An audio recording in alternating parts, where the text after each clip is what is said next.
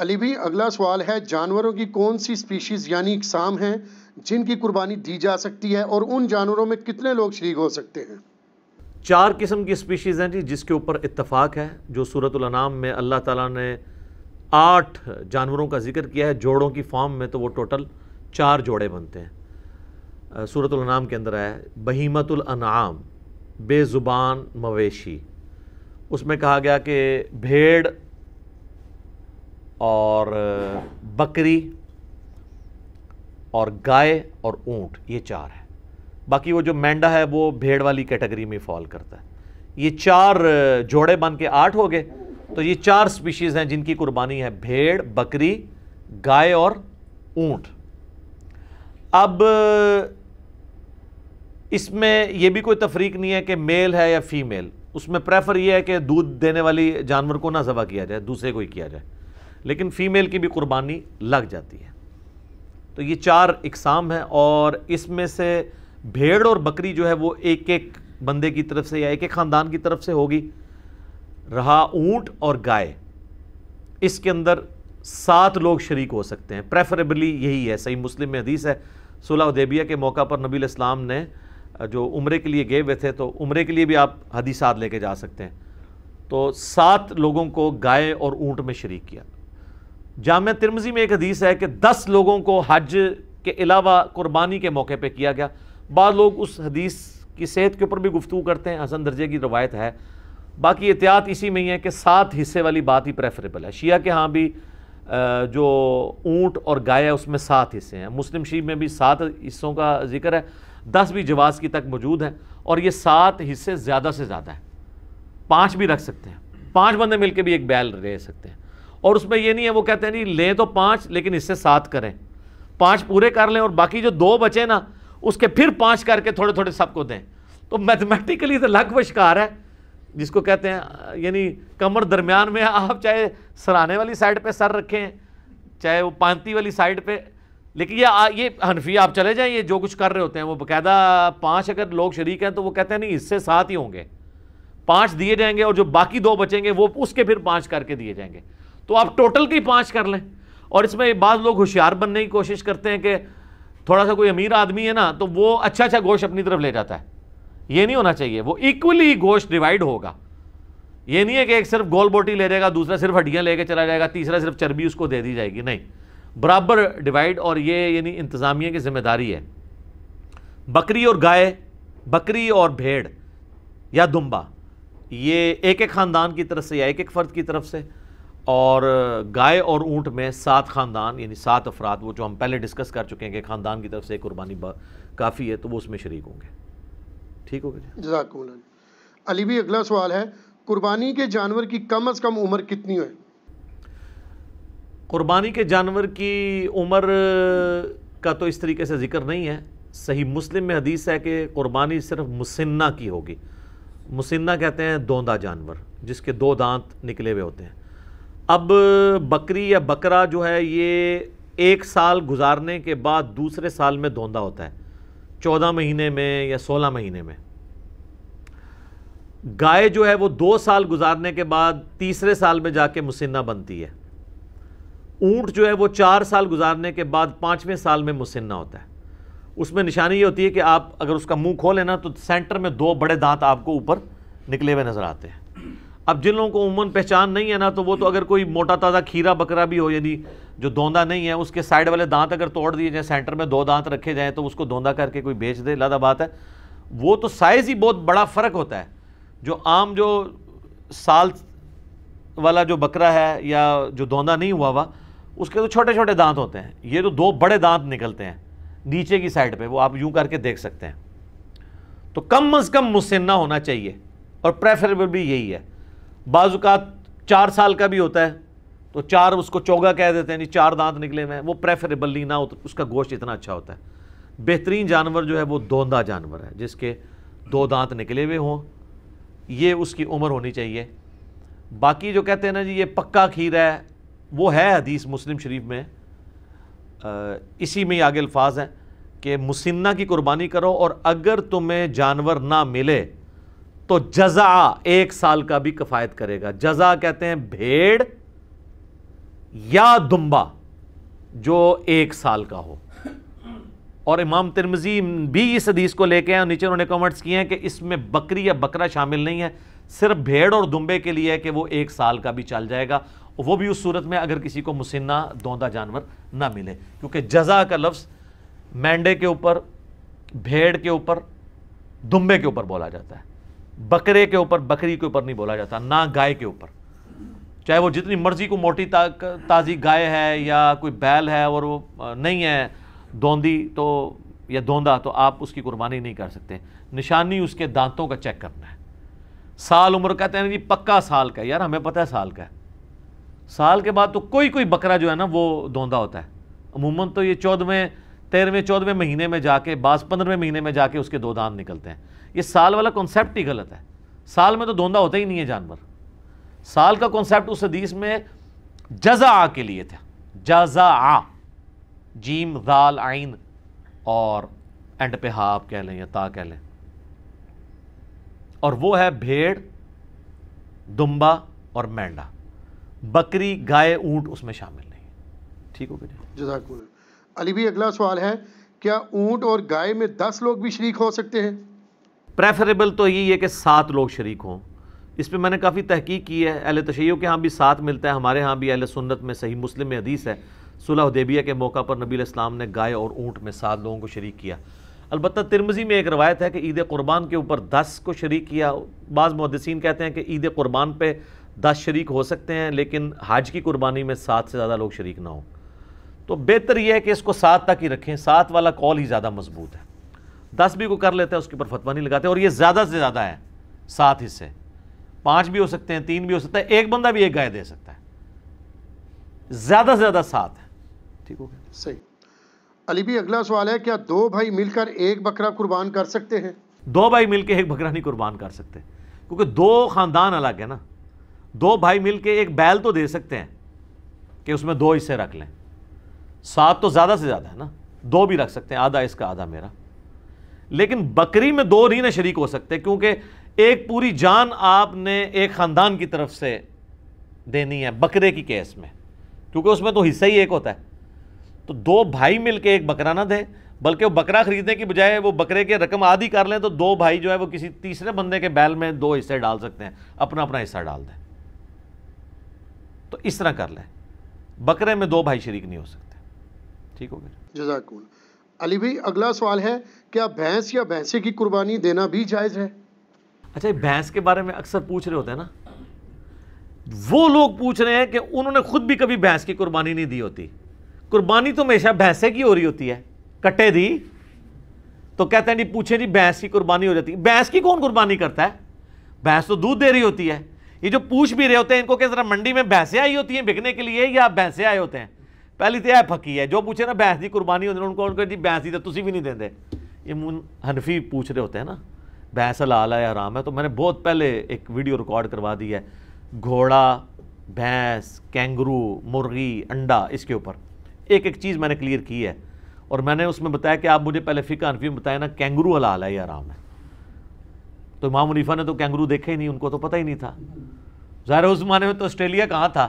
Australia تو زیادہ منظر عام پہ آیا جب یہ برٹن امپائر تھی, انہوں نے وہاں پہ جا کے وہ اپنے جو بھی ایک عیاشی کا اڈا بنایا تھا. تو آسٹریلیا تو اس وقت سامنے آیا تو کینگرو لوگوں کو پتہ چلنا شروع ہوا. پہلے لوگوں کو تو کینگرو کا پتہ ہی نہیں تھا. تو وہ آج کے دور کا مسئلہ ہے. تو بھینس کے بارے میں آپ کتاب الاجماع جو ہے آپ اٹھائیں, پہلے 300 سال میں کتاب لکھی گئی ہے, اس کا اردو میں ترجمہ بھی ہو چکا ہوا ہے. اس میں باقاعدہ لکھا ہے کہ اس بات پہ اجماع ہے کہ بھینس جو ہے وہ گائے کے حکم میں داخل ہے اور یہ بہیمۃ الانام میں آتی ہے. تو ہمیں جو لغت کے لوگ ہیں یہ بتاتے ہیں کہ گائے اور بھینس ایک کیٹیگری میں فال کرتے ہیں. اگرچہ یہ اسپیشیز ڈیفرنٹ ہیں, لیکن اگر آپ اسے دقت نظر سے دیکھیں تو یہ ایک ہی جانور کی 2 اسپیشیز ہیں. عرب کے اندر گائے پائی جاتی ہے, ہمارے یہاں پہ بھینس پائی جاتی ہے. اچھا, بھینسیں صرف ہمارے علاقے, آپ مصر میں چلے جائیں وہاں پہ بھی بھینسیں بہت ہیں. تو بھینس جو ہے وہ گائے کے حکم میں داخل ہے, اور بھینس کی قربانی کا مسئلہ تو پھر حل ہو گیا. ویسے تو اس میں حنفی تو قائل ہیں بھینسے کی قربانی کے. اہل حدیث میں 2 گروہ ہیں. کچھ کہتے ہیں کر لیں، کچھ کہتے ہیں نہ کریں، اس لیے کہ یہ ان 4 بہیمۃ الانعام میں نہیں آتے جس کا ذکر سورۃ الانعام میں آیا ہے، بکری، بھیڑ اور گائے اور اونٹ۔ چونکہ گائے کا ذکر آیا تو گائے کی سپیشیز میں یہ چیز داخل ہے، بھینس، جاموس اسے کہا جاتا ہے عربی میں، البقرہ اس کے لیے یہ جاموس ہے، تو جاموس اسی کیٹیگری میں فال کرتی ہے۔ لہذا میرا بھی یہی خیال ہے کہ بھینس کی قربانی بغیر کسی کراہت کے، یا بھینسے کی قربانی کہنا چاہیے، وہ گائے اور بیل کی قربانی کی کیٹیگری میں فال کرے گی اور اس میں کوئی حرج نہیں ہے۔ باقی جس کو کوئی زیادہ تقوی کا حیض ہے وہ بچنا چاہتا ہے ضرور بچے، کسی اور کے اوپر فتویٰ نہ لگائے۔ میں جن دنوں میں یہ کہتا بھی تھا کہ بہتر ہے کہ اس کی نہ دیں، میں اس وقت بھی یہی کہتا تھا۔ 2012 میں میری ایک ویڈیو ریکارڈ ہوئی تھی قربانی کے اوپر، مسئلہ 52، اس میں بھی میں نے کہا تھا کہ ہم فتویٰ کسی پہ نہیں لگاتے، اگر کوئی دینا چاہتا ہے بھینس کی قربانی ضرور کرے۔ باقی پریفریبل ہے، بعض لوگ اس میں آرگومنٹ کرتے ہیں، میں نے بھی کیا تھا کہ ہرن کو ہم بکری کی کیٹیگری میں لا کے، پھر ہرن بھی بہیمۃ الانعام میں آتا ہے، کیونکہ اس کے بھی وہ پتہ نا پاؤں کے کھر کٹے ہوئے ہوتے ہیں، یہ بہیمۃ الانعام کی نشانی ہے کہ وہ 2 کھر یوں کٹا ہوا ہوتا ہے، کٹ والا پاؤں ہوتا ہے ان کے۔ تو بعض گھوڑے کا پوچھ رہے ہوتے ہیں، گھوڑا اس میں نہیں آتا کیونکہ اس کے پاؤں کٹا ہوا نہیں، ویسے گھوڑا حلال ہے، اس پہ علیحدہ سے حدیثیں موجود ہیں۔ تو کہتے ہیں پھر کل کو ہرن کی بھی وہ قربانی کرے گا۔ بھئی ہرن بہیمۃ الانعام میں آتا ضرور ہے، لیکن اس کیٹیگری میں جو قرآن میں 4 آئے ہیں اس میں نہیں آتا۔ قرآن کی کیٹیگری میں، گائے کی کیٹیگری میں بھینس خود بخود فال کرتی ہے، لہٰذا بھینس یا بھینسے کی قربانی گویا گائے کی قربانی میں شامل ہے۔ اور یہ ہر علاقے کی اپنی غذا ہے۔ ہم لوگ تو یہ سرخ گوشت سے ڈرتے ہیں نا تھوڑا سا کھاتے ہوئے، بھینس کے گوشت کو، لیکن آپ اگر کے پی میں چلے جائیں نا تو ہمارے جو پٹھان بھائی ہیں نا وہ بھینس کا گوشت جو ہے زیادہ شوق سے کھاتے ہیں ایز کمپیئر ٹو گائے کے گوشت کے۔ تو لہٰذا بھینس کی یا بھینس کی قربانی آپ کو پوچھے، اس کو کہنا بھینس چھوڑو، بھینسا کہا کرو، کیونکہ بھینس تو دودھ دیتی ہے، وہ کس نے قربان کرنی ہے؟ کوئی بیمار ہو جائے، کوئی بالکل لاغر ہو جائے، اس طرح کی بھینس اگر قربانی کے لیے آتی ہے تو اس کی قربانی بھی نہیں لگے گی، یہ ذہن میں رکھیے گا۔ ہاں، تو بھینسے کی قربانی لگنی چاہیے جو صحیح تازہ ہو، بہترین قسم کا، تو وہ اس کا گوشت بھی اچھا ہے۔ اور ٹھیک ہے، سنت ابراہیمی میں آئے گا، بنا ہوا بچڑا جو ہے وہ حضرت ابراہیم علیہ السلام بھی لے آئے تھے، قرآن میں آتا ہے۔ ان کو بعد میں پتہ چلا کہ یہ تو فرشتے ہیں، کھاتے نہیں ہیں، پہلے تو ان کو پتہ ہی نہیں چلا۔ اس سے عقیدہ علم غیب بھی کلیئر ہوتا ہے، ٹھیک ہے۔ تو وہ ڈر گئے اپنے دل میں کہ یہ کیوں نہیں کھا رہے، میرا نمک کہیں مجھے نقصان پہنچانے تو نہیں آئے۔ تو پھر فرشتوں نے کہا نہیں، ہم انسانی شکل میں آئے، ہم ہے فرشتے ہیں، قوم لوط پہ عذاب لے کے ہیں۔ تو بھینس بالکل حلال ہے جی، اور حلال بھی ہے، اس کی قربانی بھی گائے کی کیٹیگری میں فال کرتی ہے، تو بے فکر ہو کے کریں، کوئی مسئلہ نہیں ہے۔ جزاک اللہ۔ علی بھائی اگلا سوال ہے، قربانی کے جانور میں کون کون سے ایسے عیوب ہیں جن کی بنا پر قربانی کرنا جائز نہیں ہوگی؟ دیکھیں، سب سے بڑا عیب تو یہ ہے کہ وہ دھوندا نہیں ہے، تو وہ قربانی نہیں ہوگی۔ جو مسلم شریف میں حدیث ہے کہ صرف مسنہ کی قربانی ہوگی، دوندے کی، اور اگر تم دوندا نہ پاؤ تو جزع 1 سال کا کفایت کرے گا۔ اور جزع کے بارے میں امام ترمذی نے ساتھ لکھ دیا اس حدیث کے کانٹیکسٹ میں، کیونکہ ترمذی میں بھی حدیث ہے، مسلم میں بھی موجود ہے، ترمذی میں بھی، کہ جزع سے مراد بھیڑ اور دمبا یا مینڈا آتا ہے، بکری اس میں فال نہیں کرتی، نہ گائے اور اونٹ، تو دوندے کی قربانی ہوگی۔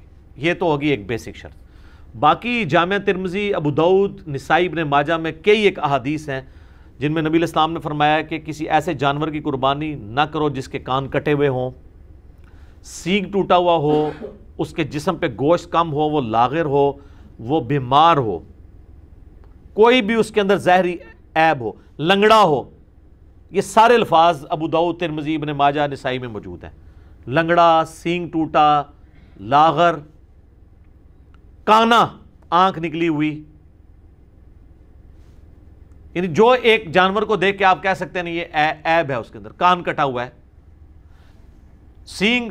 بعض اوقات جینون کوئی ایسے بیل ہوتے ہیں جو جن کو ہم مونے بکریاں یا مونے بیل کہتے ہیں، جن کے وہ سینگ نہیں ہوتے ہیں، لیکن بعض اوقات ایسا بھی ہوتا ہے کہ ایک کا سینگ ٹوٹ گیا تو دوسرے کو وہ ریتی پھیر کے مونا کر لیتے ہیں۔